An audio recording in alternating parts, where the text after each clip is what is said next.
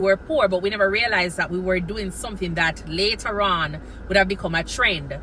So while back then we were able to use old clothes and turn it into probably something that you use to wipe the floor, or you might have a broken chair that you might use some part of it and make something else. We were only using the resources that were available to us at the time, because resource was kind of limited. Money was just limited.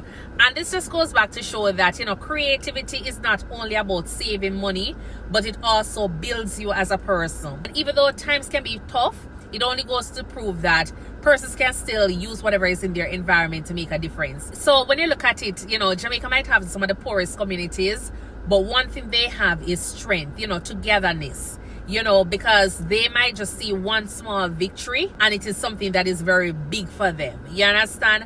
And so you might find out that you have persons who are living in certain communities. Their